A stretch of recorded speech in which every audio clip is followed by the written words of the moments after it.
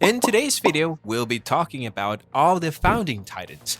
As we all know, the Attack on Titan animated series has some very intriguing titans in it, and so we'll be taking a look at each one of them. Stay tuned, because some of them are actually more interesting than you thought. Starting the list is Ymir Fritz, the one who pretty much brought about the era of the Titans. Ymir was the first ever Titan, and such, she became known as Ymir the Founder. For us to really understand her powers, we'll have to dive into the sad stories of her past about 2,000 years ago. That was when Ymir's village was attacked, ravaged, and enslaved by the Eldians led by Karl Fritz.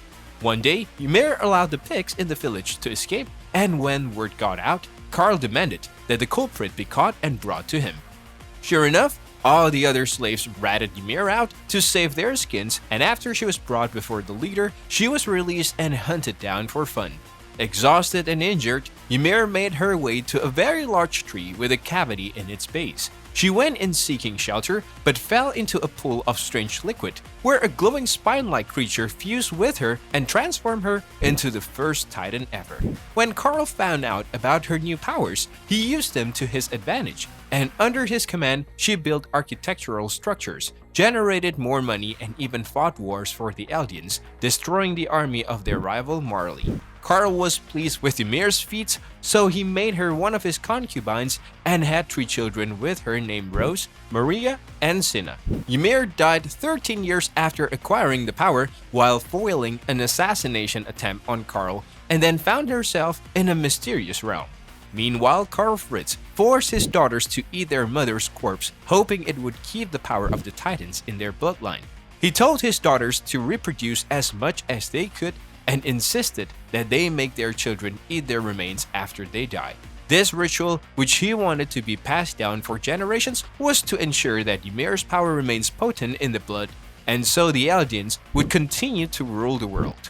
After Ymir, her power created 9 other Titans, and she remained in the spirit realm to create new Titans for her descendants whenever they invoked the power of the Titans. Now we know the story of Ymir, the founder, but we don't know how powerful she was or what abilities she had. Well, because she was the first Titan, she was the only one to have complete and undiluted powers. All the other Titans after her had only some parts of her power. Ymir's Titan body was also a sight to behold. Towering at about 80 meters high, she was insanely tall and strong, so much so that wiping out Marley's armies was a breeze for her. The power of Ymir was clearly one that every nation desired, but unfortunately, it had a downside. It is said that because Ymir died 13 years after acquiring the power, all other Titans cannot live longer than that after getting their powers, and this tragic predicament is called the Curse of Ymir.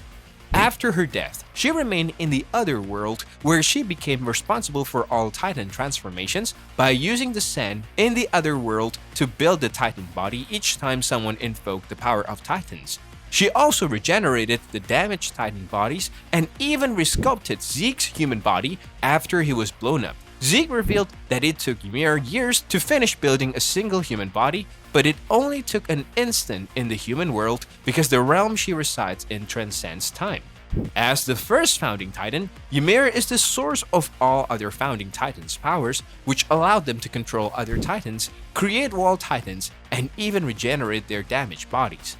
Despite having all this power, Ymir only listens to the commands of the royal family because she was Karl's slave when she was alive. The second Titan we are going to talk about in this video is Karl Fritz, the 145th king of Eldia and the king of the wall. Over 100 years before the main story began, Karl Fritz was renowned king and inherited the power of the founding Titan. A civil war broke out shortly after, as the families under his rule were constantly fighting each other for control over the 8th Titan.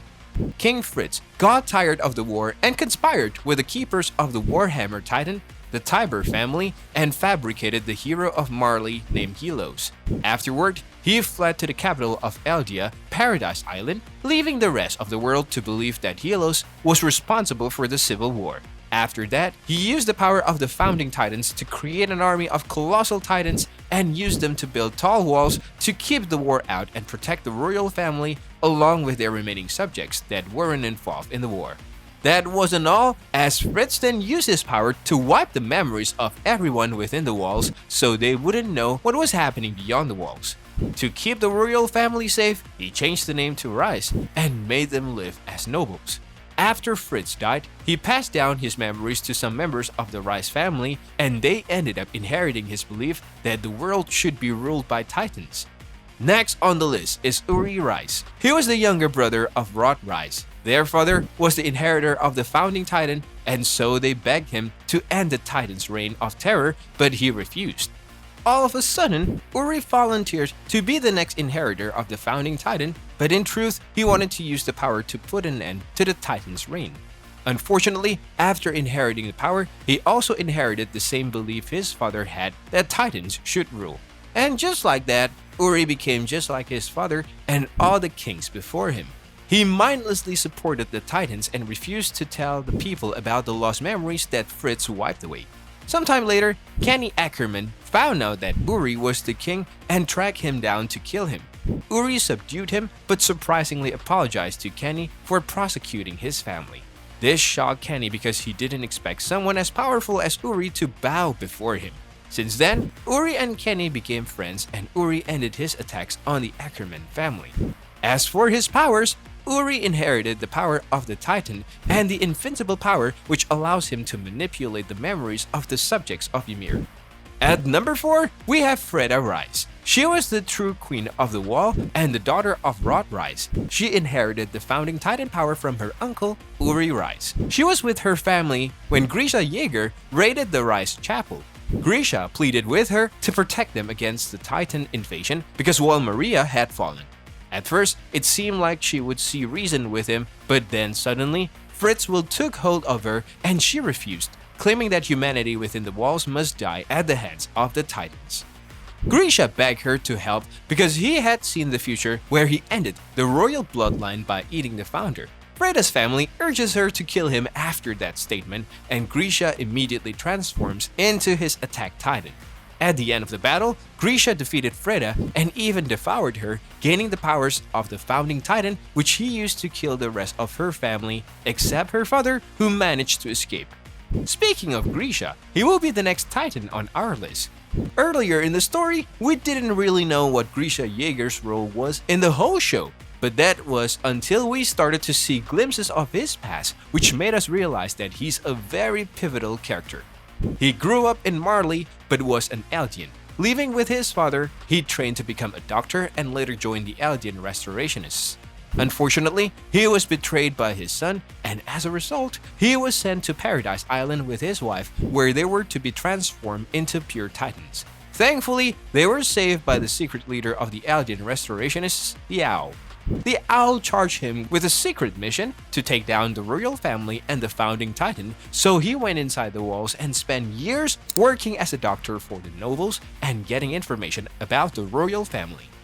He finally found the Reiss chapel where he killed Frieda and acquired the founding titan, even though he couldn't use its abilities because he didn't have royal blood, and we never saw him in the founding titan form, especially since he passed it down to Eren. That brings us to the final titan, Eren Jaeger. After acquiring the founding titan from Grisha, he was also unable to control it due to his lack of royal blood. He did manage to use the power once by accident when he touched the palm of Dina Fritz's titan, which somehow caused the titans around to attack and devour her. After Eren obtained the power of the founder, the entire country of Marley was out to capture him alive. It was only after he met Ymir, the founder, that he was finally able to access the full power of the founding titan from. Thanks to the new abilities she gave him, he was able to release all the colossal titans that were inside the wall and started the rumbling. He was also able to telepathically communicate with the subjects of Ymir and declared war against the rest of the world. Eren's founding titan was absolutely terrifying. It was about 300 meters tall and was made of bones, unlike any other titan. His founding titan was the biggest titan to ever exist, and his deformed head was connected to the rest of his body by the long spine neck which he acquired from Ymir. Eren also possessed an impressive power which hasn't been depicted in the show yet, and that's his summoning ability. Using this power, he managed to summon and control all ancient titans, brainwashing them to fight against Marley and the Survey Corps for him. With all we've seen from Eren, including his ability to destroy the entire world if he wanted, it's pretty clear that aside from Ymir, he's the strongest titan in the story. That's all for this video, and we hope you enjoyed it. Like and subscribe so you can see more videos like this. Thank you for watching, and I'll see you next time.